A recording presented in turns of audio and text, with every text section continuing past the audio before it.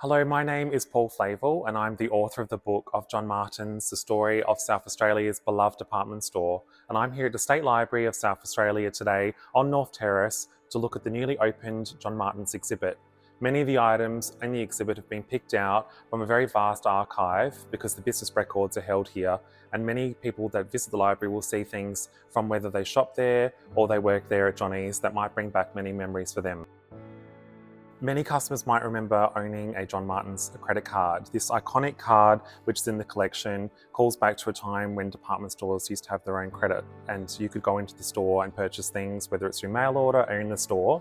And then people that worked or shopped at John Martin's might remember the credit card machine, which you'd go in and you'd swipe the receipt, and that's how you'd purchase things before we had EFTPOS.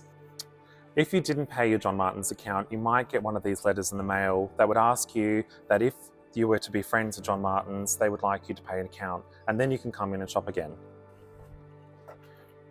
So this is one of my favourite pieces from the John Martin's archives. This is an attendance board from 1876, and on it has three directors, one of them being John Martin, Mr. Haywood, which was the first Haywood to work at John Martin's, and Mr. Chambers. You can imagine the staff coming in the morning and seeing who was in, and if all three were in, they had to have a very careful day, not get into any trouble.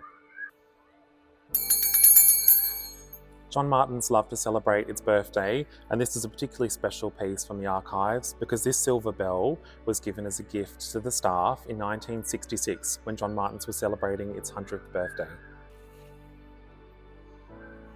So one of my favourite things about John Martin's was lift ladies, and here the ladies stand proudly outside their lifts in the 1990s.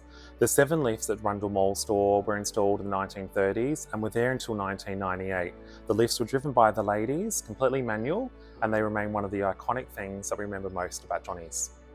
When John Martin sadly was closing, Wedgwood did a special plate to commemorate the closure and the legacy of John Martin's by producing a special plate for the staff and customers.